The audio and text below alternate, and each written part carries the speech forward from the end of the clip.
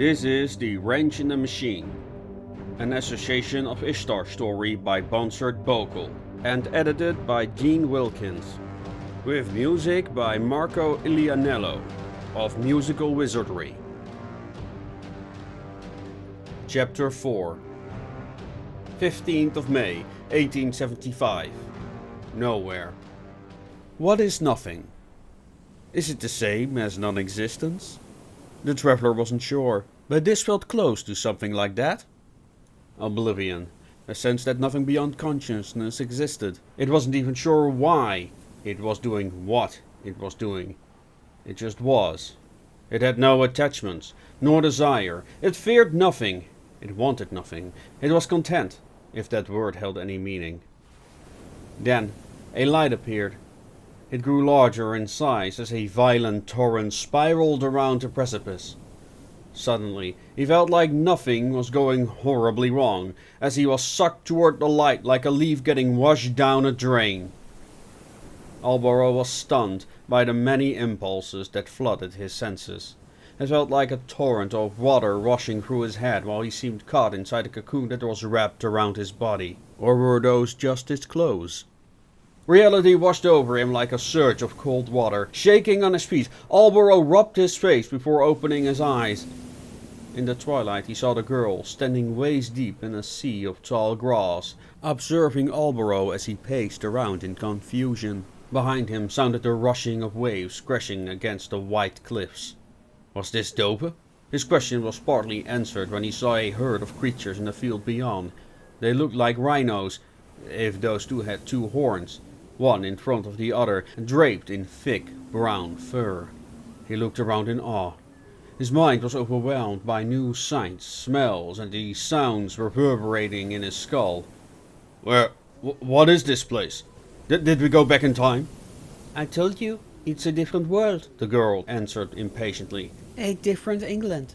Well, it doesn't have a name here, but you know what I mean. It surely didn't smell like England.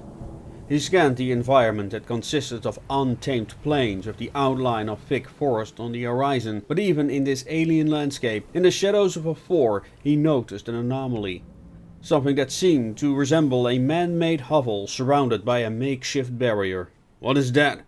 he asked as he moved in for a closer look. "There are humans here." Oh, that? She didn't seem surprised. We can go there if you want, but it's kinda creepy. "Why is that?" She started walking. You'll see. Weeds had overgrown the barrier surrounding the yurt at the center of the primitive camp. The yurt itself, covered in washed-out hides, looked like an isle in a sea of grass. The scent of burnt wood and moldy leather grew stronger as they approached the tent. Just like the girl had said, there was something ominous about the sight. Maybe it was the moonlight coming down a hole in the top. Or maybe it was the primitive drawings on the interior of the tent. Despite its archaic appearance, the yurt's structure looked impressive. Based on what she told him, its builders needed to hunt and gather supplies right here. It must have taken them many days, if not weeks. Looking around in awe, he asked, "You know who built this place?" Nobody knows for sure. They are travelers, just like us, but we never spoke with them. They built these yurts on other plains near rifts as well, for some reason. He peered at her past the corners of his eyes. "Who do you mean by we?" She looked startled. I mean, people who traverse the rifts? Sure you do," he answered skeptically. "Can you at least tell me what I can call you?" She turned her eyes away for a moment. Igrin? Alborough reached out his hand. "Well, nice to meet you, Igrin." Igraine shrunk. Retracting her lips, she hesitated as if intimidated, but then responded in kind. As her cold fingers grabbed his hand gently, Alborough could feel her tattoo tingle the inside of his palm. As he let go of him, she acted awkwardly, as if she was embarrassed. Alborough, pretending not to notice, turned his attention back to the faded drawings on the side of the interior. It reminded him of cave paintings whose meaning was lost to time. One depiction in particular interested him, a white, one-eyed giant with a long conical head, or hat, who appeared in various scenes. It was fighting monsters and taking on various poses that appeared to have some significance. Do they make all these drawings in their other tents as well? Igraine shrugged her shoulders. I assume so. I have not seen the others.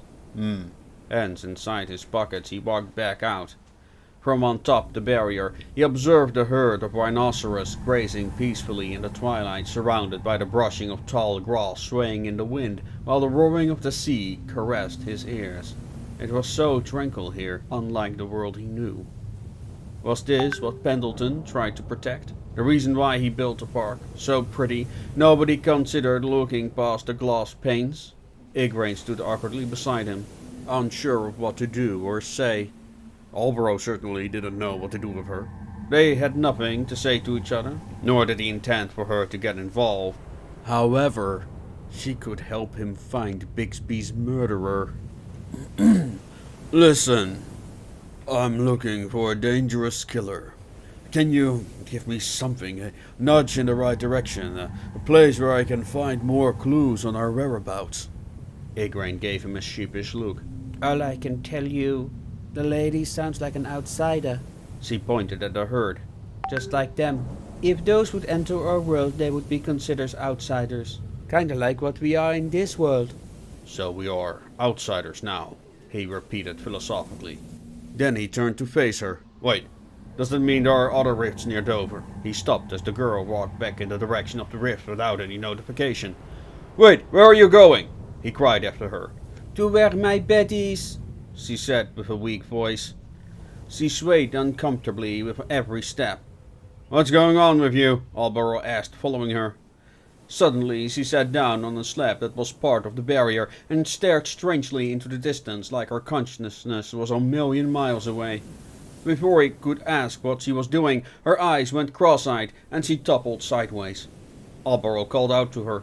Hey, what's While laying on its side, her body started to convulse. Her head knocked itself against the stones while rolling down the pile, but just before she was about to disappear between the grass, Alborough managed to catch her.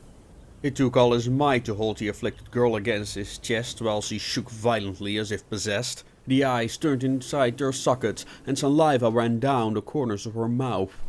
Her expression was both terrified and terrifying, like an unearthly force just took possession of her.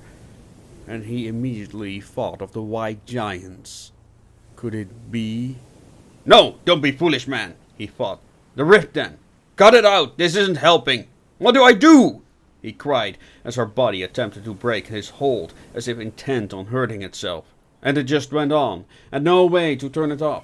He wrapped his arms around her, but it only led to her head butting his jaw. Then Alborough put her in a headlock, but abandoned that idea as he feared she would snap her own neck. What kind of horrid affliction could make a person convulse as if possessed? Finally, the spasm ceased. Her eyes were finding their bearing and her muscles relaxed.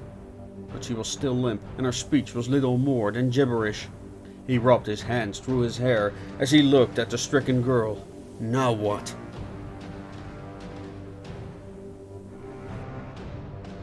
You have been listening to The Wrench in the Machine, an Association of Ishtar story by Bonsard Bokel. We hope you enjoyed this presentation.